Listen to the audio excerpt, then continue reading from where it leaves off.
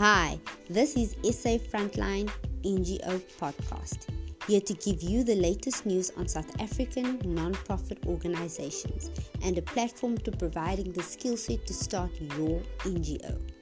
On this podcast, we will discuss the basics from registering an NGO to applying for funding, here to give you what you need to know about starting an NGO in South Africa, with your hosts, Cheryl and Laniel Hartzenberg. So tune in with us at SA Frontline NGO.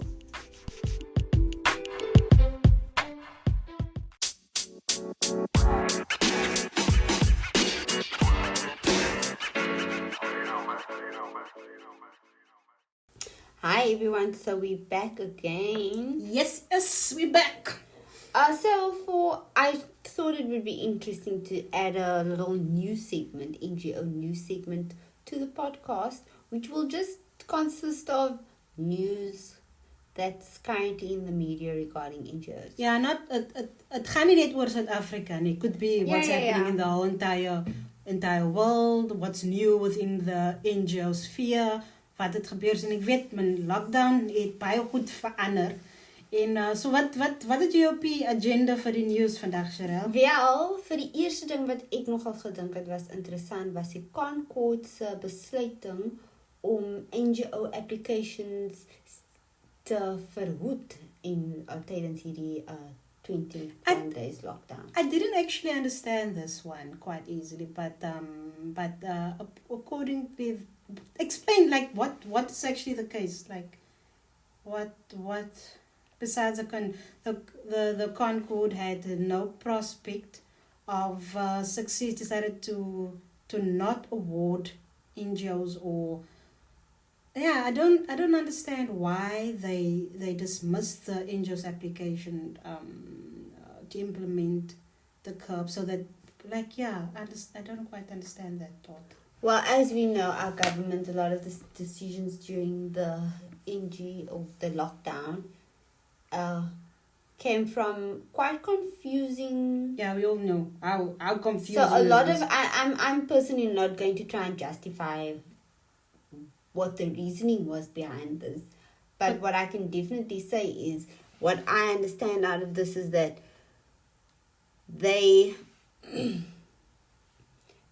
decided to I don't know if everybody remembered that in the beginning of lockdown that they said government would be assisting businesses and other organizations with financial support during this time. As for NGOs, it seems like they didn't get the same support. Yeah, so it's about not having, during the lockdown, no funding was allocated to this. We're talking now in the beginning now. No, yes, the first 21 days of lockdown. Which for me is it like, if you really think about it, remember I said that we need to look at our society and the holistic thing of a person as a triangle, where our NGOs are still a sector that's not really looked after, in a sense. That's how I feel. That's definitely how it's coming across when you look at decisions such as these. It comes across as the government isn't really supporting or openly supporting and maybe even willingly supporting NGOs. But yet we are the one, the NGOs, I'm saying we, but NGOs are the one that makes the biggest impact. Yes, the government needs in order to do what they need to do. The ground workers in the community is the NGO, a lot of the cases. And during the lockdown, a lot of food parcels were needed from... Yeah, people were poor. There was like a lot of people that suffered, and the NGOs got no funding, and you know how, like, the way I can understand. So no funding was even attained from international sector. So if you had a funding or apply for funding during that time from internationally, that you that money wasn't, you couldn't even allocate that money or being able to tap into that. That source. A lot of international funders also cancelled their funding this year as a result of financial implications on their own businesses. So funding is sparse. Yeah. For the next news segment info section, I thought it would be interesting to talk about the the scams that have been coming up. So what is the type of scams that really been happening? Food parcel scams. Everybody knows about the food parcel scams, whether it's the National Party who cahoots in these food parcel scams, or maybe falsely established NGOs. Yes, because everybody wanted to be on that gold mine type of tramp. That's what I'm saying. I find this to be so sad. I find it definitely to be so sad because there were so many people who actually needed food. Yes. Needed food. So what normally happened is people were saying, oh, they're NGO, so that they can get that little bit of money. So or food parcels, and then they ended up selling these food parcels back to the community. And also scams were coming out as saying that a credit people converted in MPO certificates that was fraudulent, that wasn't really NPO certificates. You know, a lot of these things occurred because of the need of people. Yeah, and the need was so big. This had implications because what ended up happening was government froze some of these NGOs, whether it was thought of that you were maybe doing something illegal, froze these organizations' assets so they couldn't function during this time, whether they were complicit in it or not. So running a scam during this time has a lot of implications for reaching them what people really think. Yeah, because now the fix is, we're always going to feel the effects of this. We're going to be feeling the effects of it now. More, I will say, red tape will be put onto if an event of an NGO wants to apply for funding, and it might be a real thing, but more red tape or accessing that type of money is going to be made a little bit more harder. So you need to really know how to overcome this type of challenges and type of changes that caused with, which I know the pandemic, which is a political social impacts that it has. Yes, and for the last segment, I just thought I'd pop it in there for people's own personal interest, was to just put on what and who is the top NGOs top 10. The top 10 NGOs in South Africa. Let's see, this is going to be interesting and making the headlines. Yes, making a difference. NGOs that are making a difference in South Africa. Okay, are we going to go from number 10? Let's start at the bottom. I think it's and then we work our way up we'll to keep the best for last. So at number 10, let's do a drum roll. A drum roll. So at number 10, Human Rights Institute of South Africa. So who are they? They number 10, right? Human Rights Institute of South Africa is the strive for the society in which human rights are protected and fulfilled for every person. Just to mention, if anybody knows or works or has been affiliated with any of these organizations, please pop us the mail and let us know what you think about these NGOs and what they are doing. And if you want to be part of our podcast, we would love to have you. That's definitely you're definitely a clever one there, Cheryl. So this Human Rights Institute of South Africa is an organization that focuses on women and children in impoverished and rural communities and other informal settlements by providing human rights education to those who have been denied it. It's about teaching those rights, also fighting for those rights and providing the victimized of South Africa with a voice. The Human Rights Institute of South Africa, they're number 10 on the list. And it's actually quite interesting that they're at the bottom of the list. I would actually put them right on top. Yeah, the top 3. They would be in the top 3. Because in the end of the day, what does NGOs need to do? They're in the top 10. Okay, what's next? Number 9. Number 9 is the Wildlife and Environmental Society of South Africa. And they implement effective environment, tourism, education, and youth development programs throughout South Africa. They're also known as WESA. So if you ever seen WESA, That is the Wildlife Environment Society of South Africa. The organization helps to improve the South African school curriculum through education for viable development and critical skills training, and by creating job opportunities and sustainable livelihood in local communities. WESA's environmental restoration program brings nature to South African classrooms. That's amazing. Yeah, it's quite sustainable livelihoods and learning. I like this. I really enjoy their work. I haven't actually personally experienced them throughout my schooling. No, as an environmentalist at heart and studied that, they were quite significant in making us aware to what else there is in terms of your working career. They're quite good. Are they specifically just found within the nature reserves? Well, it's a school curriculums in education. So I know they do nature reserve. They even do parks. I know there's a whole section of them at schools. Please, Greenpoint Park. Where they have a section where they explain to what the type of plants are. They featured quite well in there. And the cool thing about what are mentioning all of these top 10 NGOs is also these are NGOs you can affiliate yourself with.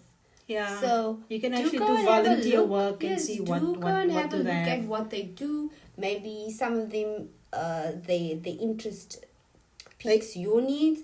So go and have a look at them. And then the other one is Read Education Trust. So the Read Education Trust targets illiteracy in South Africa. Oh, so it's Read is... This is something I would like to... Read is aware that volunteer. Illiteracy stunts individuals and the progress in South Africa overall. Yeah, this is a good one. I like this NGO as well. Especially for people that have dyslexia, suffer from, and a lot of people don't even know they have dyslexia.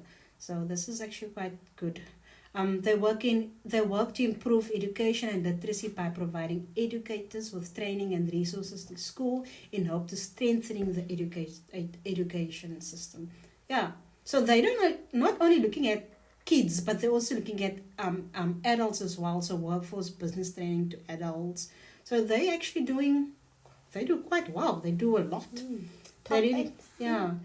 So Read Educational Trust is number 8. So number 7 is the Viva Foundation of South Africa. The NGO strives to... Sorry, guys. The NGO strives to be instrumental in transforming high poverty areas, such as informal settlements, unstable economically sustainable communities. Hey, you must... Sorry, guys. I really need to get new glasses because this reading on these screens are quite difficult, especially if the screen is so far away. So the foundation provides services to the areas and addresses communities' needs by creating a hub for itself. So they're number 7. So they mostly work in formal settlements, right? So it's economically sustainable community. So they're looking in formal settlements. I wonder. I must actually check this NGO. I'm not sure. I don't know much about them. Yeah, I've never really. Yeah. Number 6. It's MIT Africa. I'm hoping I'm pronouncing MIT right, or MIT right, as MIT MIET MIT. Yet it's a NGO supporting children. It's an African education organization that strives to improve the lives of children, both the youth and quality around education, right? So they help focus on vulnerable, impoverished school communities. Mid Africa implements comprehension tactics to address the educational needs of South Africa's children. So lack of education is I see as their focus. And now we're going into the top 5. Number 5 is Save the Children South Africa. Among the NGOs in South Africa that focuses on helping children, Save the Children believes that all children deserve a future and a voice. Operating in South Africa and other countries around the world, the organization works to give children the opportunity to learn and thrive in the safest environment possible. Through various programs, Save the Children has lived up to the name and produced a long-lasting result for millions of risk children worldwide. Okay, this one is also dedicated to the It's amazing to see that there's so many NGOs assisting and working with children, which is important because, like they always say, the youth is the future. Child is the future, yeah. Number 4 is the South African Red Cross Society. Our South African Red Cross Society is the International Federation of the Red Cross. So their branches spread their knowledge of first aid, home nursing, hygiene, carrying out relief work for the sick and the wounded. They are partnered with the International Federation of Red Cross, and their principles are to encourage and promote health improvement and mitigation of suffering and prevention of disease. So they are very much health related and focused in crisis and relief for healthcare within South Africa. Yes. The third one is World Vision South Africa. World Vision is an international organization with a branch in South Africa. Interesting. We do have some international NGOs. World Vision South Africa aims to create a future in which no child without protection, health, education, and or employment.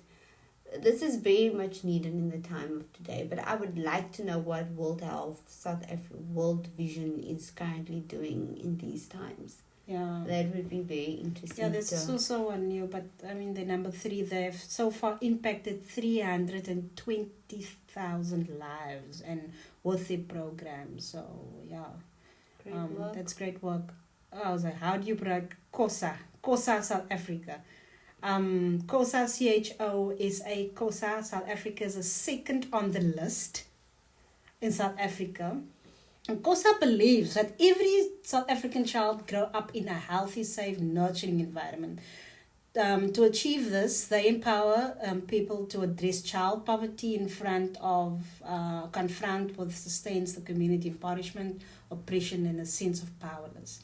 So, COSA gives monthly grants to its partners, providing children's home, 2 preschools, a girl empowerment program, scholarship fund. They even do clothing, food, medicine, electricity, water, children. Oh, they do a lot. They are amazing. They do a lot. There's a clearly a big. No wonder the number 2. It makes sense. The number 2 on the list. The funds also assist South African communities by providing safe and nurturing homes for their children. Okay, go COSA. Go COSA.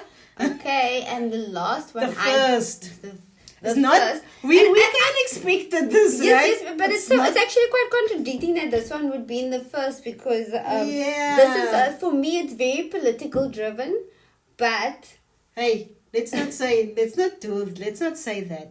I mean, this is a thing that happened for me in way back, but it's still prevalent. However, my opinion to what's number 1 is I think is something that is not even it's a chronic now. Yes. So maybe let us introduce number 1 to the viewers, and it is the AIDS Foundation of South Africa. Founded in 1988 and was the first registered anti-AIDS NGO in South Africa. Anti-AIDS. Sorry, not age. Anti-AIDS, yeah. The organization supports regional, local, and national efforts to reduce HIV, STD, and TB infections, which is very quite needed because we know the Western Cape is...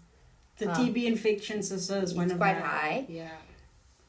AFS aims... So South Africa, AFS, which is the AIDS Foundation of South Africa. Yeah. Yes, aims to address the structural and social drivers of HIV.